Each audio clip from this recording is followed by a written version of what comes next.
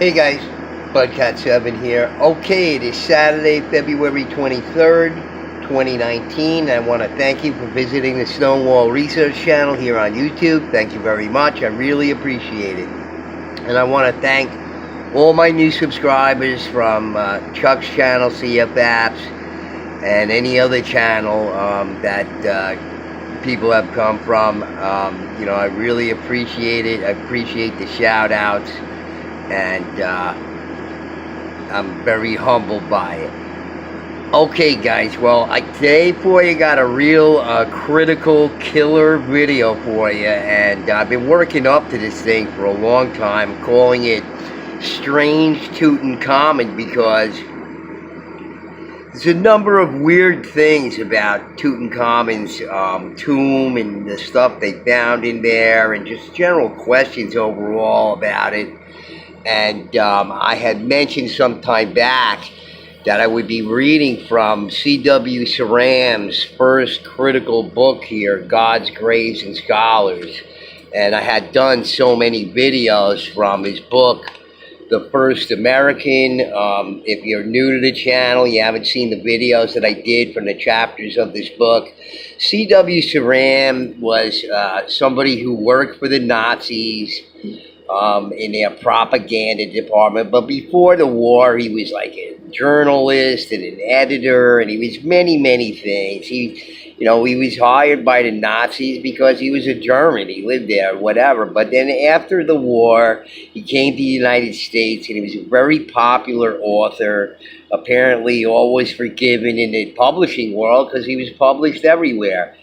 And I guess he was a highly respected guy, but he was actually like the first alternative researcher, because he really presented the anomalous sort of archaeological sites, people who are never spoken about again, who may have been mainstream or not. Harold S. Gladwin, he talked about, elongated skulls in the United States found at Snaketown, Arizona by Weather Hill. And then later on, Harold S. Gladwin, another guy that was sort of swept under the rug, and nobody hears about his work. And the first natural occurring elongated skulls, he believed there were naturally occurring elongated skulls, and he artificially deformed cranial type as well found at Snaketown, Arizona. And so Brian Foster's not actually the one, to sort of originate the idea or anything like that. Although, again, people are going to get upset. Brian Foster's great. Of course he's great.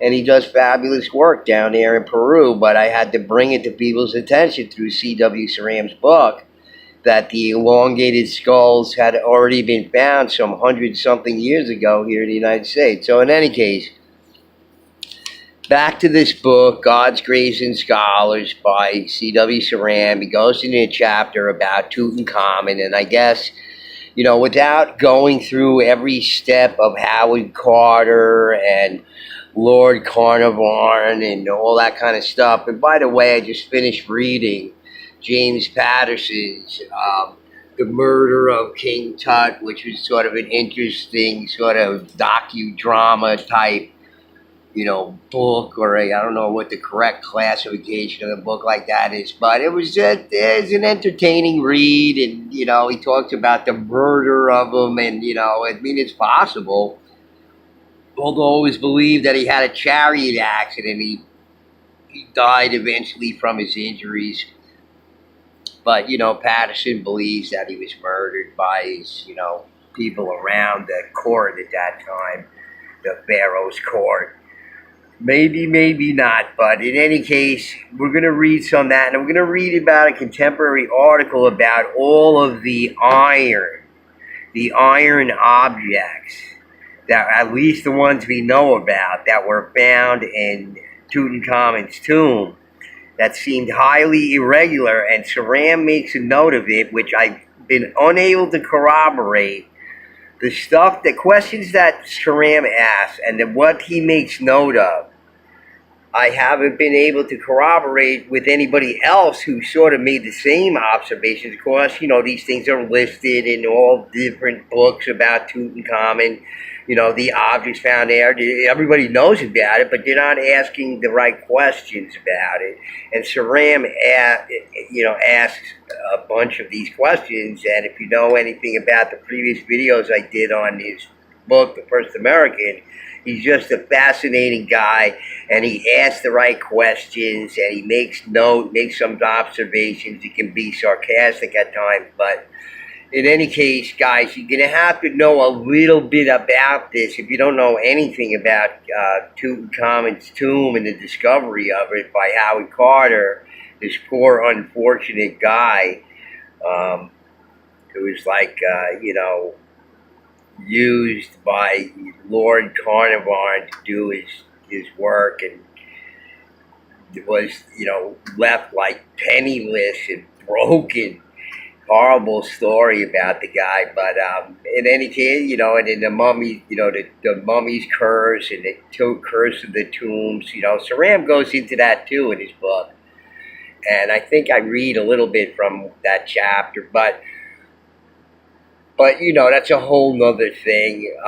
But let me read to you from Ceram's book here, and this I used his book, God's Graves and Scholars, in my video Homo Giganticus, and about the large man that was found at Pompeii. It was just a huge guy found living among the Pompeians, and they found it.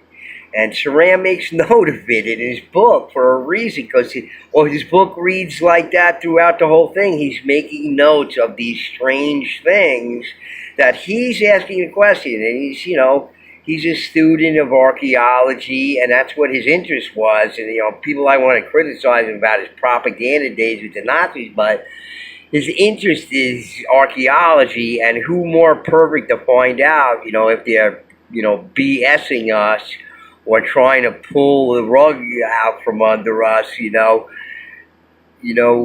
don't know about history, the timeline, and all that kind of other stuff. And Ceram, I think, was one of those early guys that sort of, question all that stuff. So, in any case, let me read to you from the chapter from God's Graves and Scholars called the Carter, the Tomb of Tutankhamen. So you have to know a little bit about it. You have to know something about the whole story of, getting in there. Otherwise my video is going to be hours long, and I read the whole story to you. So Carter has already gotten into, he found the tomb, he's already inside it. He's already up to the third sealed doorway that's in the tomb. There were several, initial sealed doorway, then an antechamber, then another sealed door. So he's working his way through the tomb, and he's on, I think that he's on the third part of it now. So let me read to you from Ceram's book, and just the interesting, observations Ceram makes with this whole thing. Looking over the walls more carefully, they saw that there was a third sealed door between the two sentinel figures. This was after they found the antechamber. They couldn't figure out where the other chamber was. It was a little door between two sentinel figures. Quote, visions of chamber after chamber, each crowded with objects like the ones we had seen, passed through our minds and left us gasping for breath, unquote, writes Carter. On the 27th of the month, with the aid of powerful electric lamps installed meanwhile by Calendar, I think some guy assisting there, they investigated the sealed door. They found that a small opening had been made in it near the bottom, later filled up and resealed. Evidently, the tomb robbers had penetrated beyond the antechamber, as they called the first compartment of the tomb. So, Carter already knew that tomb robbers had already been in there, according to him, although there's some interesting observations about that call into question the whole thing, if you ask me, but we'll get to that. So, in any case, and Ceram starts asking questions and sort of on his own for Carter, on Carter's behalf. I mean, this was the things that they thought. Anyway. All right, So evidently, the tomb robbers had penetrated beyond the antechamber, as they called the first compartment of the tomb. What was there in the chamber or passage beyond? If there was a mummy beyond the door, was it all of a piece and untouched? The whole situation was shrouded in mystery. Not only was it physically unlike any of previous experience, it also posed the problem of why the robbers had gone to so much trouble to get through the third door without first making off with the wealth of the valuables that lay at hand. So, I don't know, we might have an answer to it, we might not, it may have nothing to do with it, but later on we'll talk about that, and we'll read about some of the anomalous things found in Tutankhamun's tomb there. But if they were looking for that, they didn't get it, but whatever. What could they have been after to make them wade indifferently through the heaps of gold lying in the antechamber? So that's a very interesting question that Carter must have had to ask himself, that Ceram is sort of asking us, to sort of question, what could they have been after to make them wade indifferently through the heaps of gold lying in the antechamber? So I don't know about you, but I find that very interesting. As you figure if these guys got in there and they saw all these gold items and, things of use and whatnot, that they would have, carted away. But no, they had to go further and further in. And here's where you have some of the contemporary scholars who think that, it was the priests who went back in to make sure everything was, right and everything. But there's not a good answer for that either. So we'll go on here. Let me read the rest of it to you here.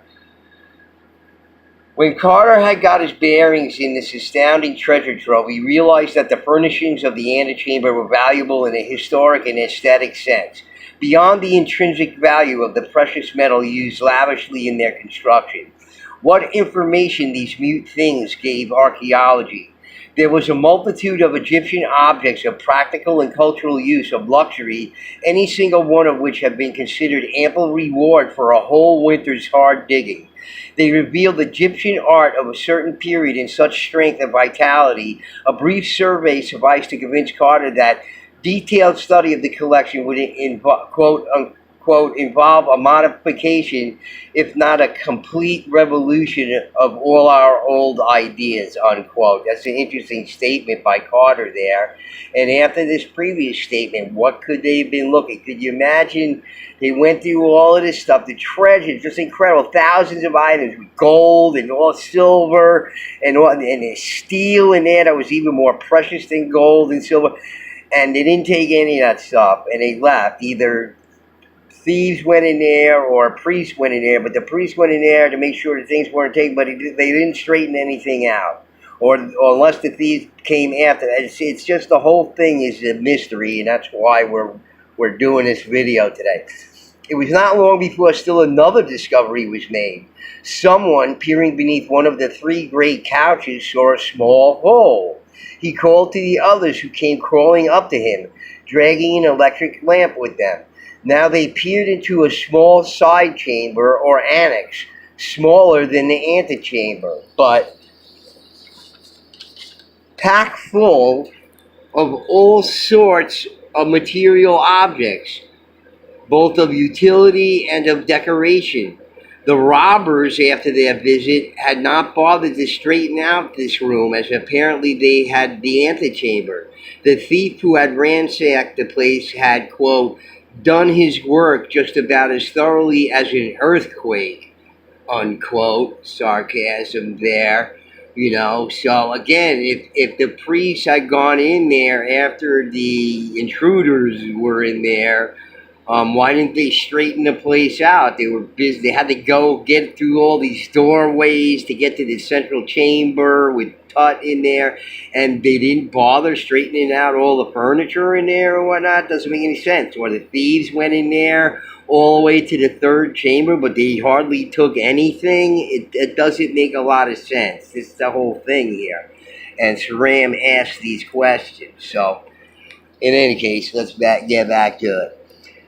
Okay, so robbers after the visit had not bothered to straighten out this room, as apparently they had the antechamber. The thief who had ransacked the place had, quote, done his work just about as thoroughly as an earthquake, unquote. The intruders had turned the whole room topsy-turvy. It was obvious that they had thrown pieces taken from the annex about the antechamber, destroying some of the material. And yet, in actual fact, they had made off with very little. Not even the easily available articles that fell into their hands once they were beyond the second door. Had they been surprised at their work? So maybe they were surprised at their work, but to be in that far, nobody waiting outside to let them know, or not coming back again. There's a lot of questions here that just defy the sort of common sense things that people would do, to get back there or whatever. Okay, so we're going to read a little bit from the Pharaoh's curse in here because it mentions one of these quote-unquote iron objects. So let's see what Ceram says here about what they found. Okay. An astounding discovery was the finding of an amuletic headrest under the crown-like pad bandaged with surgical skill onto the head. The amulet itself was not at all out of the ordinary, and within the linen windings, Tutankhamen had been provided with all sorts of quote-unquote magical armor, amulets, symbols, and magic signs. But the headrest, get this, but the headrest was fashioned out of pure iron. Pure iron, okay? All right? Instead of the usual hematite. So most of these burials were done with hematite headrests, but Tutankhamen had one made of pure iron. Okay? We're not in the Iron Age yet, guys, but he had one of pure iron.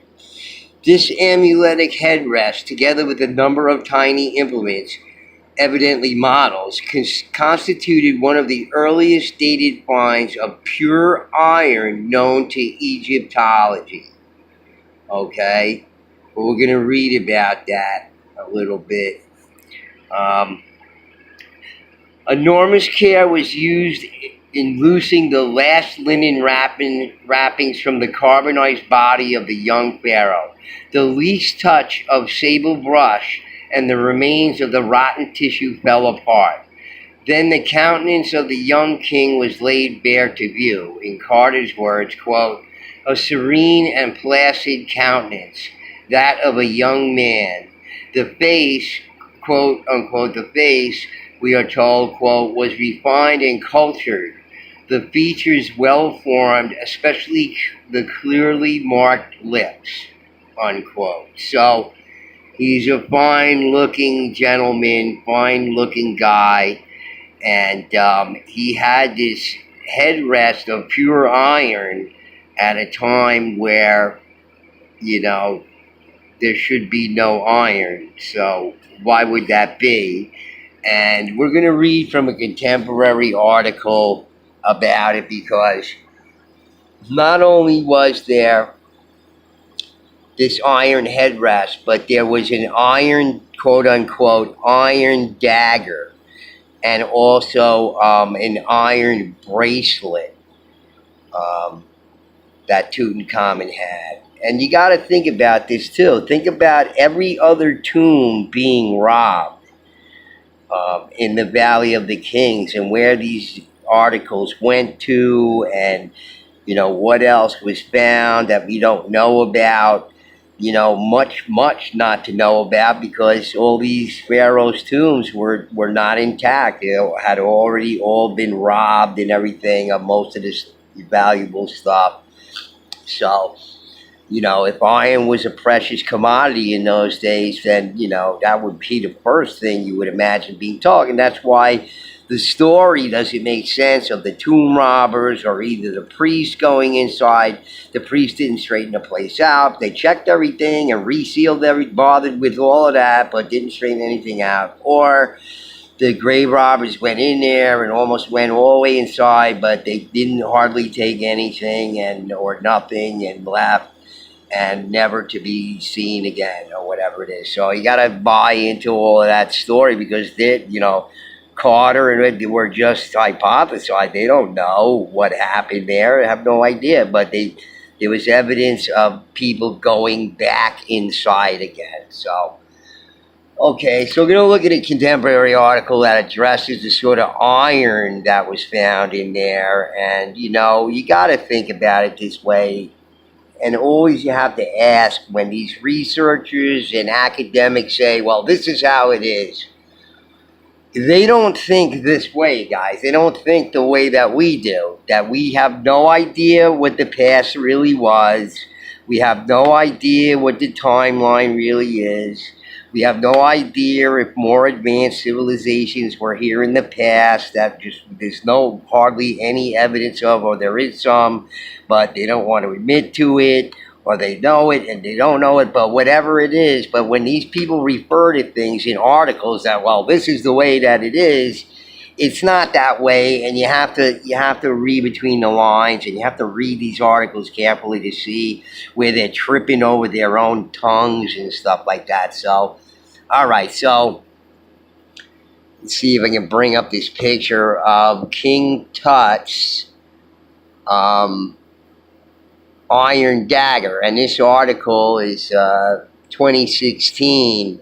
And it says King Tut may have carried around a meteor-forged dagger. So they're thinking that it's meteoritic iron that it's made of. And, of course, today you can see all sorts of, I don't have it, but they make meteoritic knives. You can buy meteoritic knives at, knife stores and online. They make and the meteoritic knives have these, patterns, weird patterns in it, that from the meteorite. And it almost looks like that with King Tut's dagger. The way that the pictures are of it, I've seen a lot of pictures of it, and the way the pictures of it almost makes it look that way. It's almost like they're making it look that way, but I have a pretty clear picture of it. And here's a pretty clear picture. Let me see if I can focus on it here. There we go. All right. And you can see it almost looks like there's some sort of pattern in the blade there, but obviously there's oxidization on there, how it was struck and all this kind of stuff. It had to be, whether it's meteoritic or not, it had to be struck. Or it may have been melted down, and by some chance they figured out how to melt down iron. In other words, they had the meteoritic rock, stone, the iron meteorite, and then they melted it down and they made a dagger of it. I don't know exactly what they say. They're saying something of those, similar to that, whatever in the article there, but you can read about it here in this article. I try to make sure I get to these descriptions and post these things in the descriptions. I got to be better about that, but I do in a lot of them. I go back and do it. Okay. Tutankhamen, the famous pharaoh of Egypt who died at age 19 after a 10-year reign, may have owned and been buried with a dagger made of meteorite, according to a new study published in the Meteoritical Society on March 29, 2016. Researchers from Milan Polytechnic, Pisa University, and the Egyptian Museum in Cairo say the blade of the knife buried with King Tut possessed metals consistent with those found in meteorites. So, it's metals consistent with those found in meteorites. All right, so we'll have to, buy into that. Quote, the extraterrestrial origin of the blade had long been debated by archaeologists and Egyptologists, unquote, says primary author Daniela Kameli. from the Department of Physics of Milan Polytechnic. Quote, it was a known debated issue, unquote. And it still is, my friends. It still is. I'm telling you about these articles. You got to read them carefully. Utilizing X-ray fluorescence spectrometry, the researchers were able to determine the composition of the dagger's blade without touching or damaging it. The blade, which is made of iron, possesses a high percentage of nickel with smaller amounts of cobalt, phosphorus, and other materials that are generally found in a meteorite remnant. Quote, we determined with very good precision the percentage of... Now, wait, guys, hold on a second. Maybe it's because the lady, the translator is not proficient at English, or the lady from Milan is not proficient in English, but I got a problem with this. I don't know if you do. With very good precision? No. Determined with precision. No, very good. No. Redundant here. Redundancy. Not good. Not very good precision, with precision. It's either precision or not. It's no very good precision. All right. The percentage of nickel and cobalt in the dagger that resulted to be similar to the one that is present in iron meteorites. So there's a mixture of these metals and, elements in meteorites, and, the way that they're sort of going through this here is the only way that could possibly happen, assuming that the Egyptians or anybody before them, because don't forget, these things might have been inherited, might not have been just made for Tut, but they might have been inherited from somebody else. We don't know, because the rest of the tombs have all been robbed. So, in any case, all right, so just think about that for a second. Iron meteorites with nickel and cobalt in them, okay, and phosphorus. Iron with nickel and cobalt and phosphorus. Just remember that, okay? From the specific amounts of each metal found in the blade, the researchers have narrowed down what specific meteorite the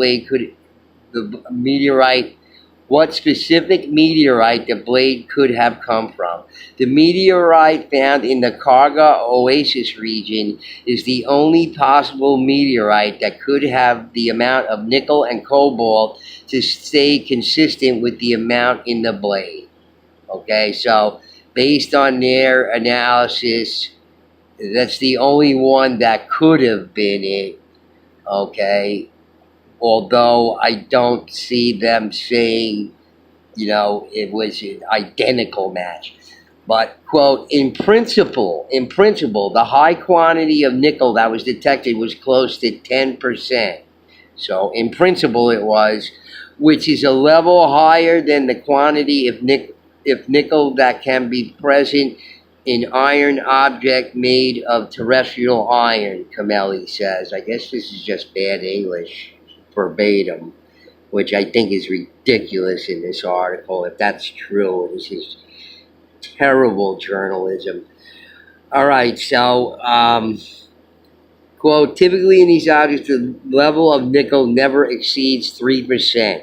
The high level of nickel in the blade is a clear evidence of its meteoritic origin, unquote. Okay, so it's clear evidence of the meteoritic origin. It's got to be, because these people had no knowledge of iron, right?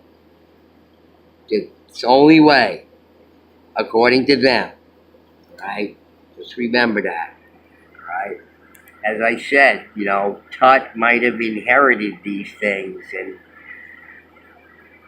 if you were to go by Patterson's novel here, the guy was just, I don't even know why, according to him, the way he was murdered and everything, I don't know why he had, a wooden nickel left in his his sarcophagus. In his tomb. I don't know why he would have like, a crumb in the corner or whatever, the way Patterson made it out. So can't be that, right? So let's back to this article here. The dagger was not the only relic in King Tut's possession that was rare and unusual. He also possessed a scarab necklace made of silica glass that might have been created by the heat of a meteorite impacting the desert sand and melting it down. Okay, very possible. I don't see why it wouldn't be, but it's possible. Was it a meteorite, though? I'm not sure. I keep going back to Velikovsky Thunderbolts, but that's just me.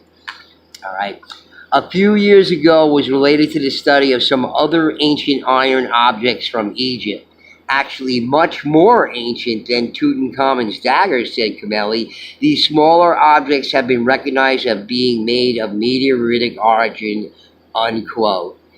Camelli says there are more studies that have found ancient items being forged from meteoritic iron, such as a Buddha statue and Inuit iron tools found in Iceland.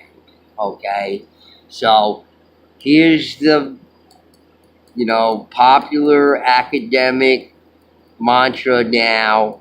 It's all meteoritic in origin. It can't be anything else. It can't be from any sort of previous age or anything like that, because they figured it out. The only way they could do it, and the only way that these percentages can be found in iron could be this. And if it go along with their narrative, yeah, I guess so. So I don't know, but let's get another look at that knife there. Okay, so I think they show it here. Wait a second, I get a better picture of it here. And I don't know, when I look at this thing, I'm looking for those telltale, meteoritic patterns in it. And it shows some sort of something in there, but I don't know. I've looked at plenty of meteoritic knives online, and they look different than this. Although, again, the way that I think that photo appears to be, right, at least this one here, this is the one taken by the lady. So, I don't know. They use the words may have, I believe, in this article here. So it's a may have sort of thing. So let's see. Yeah.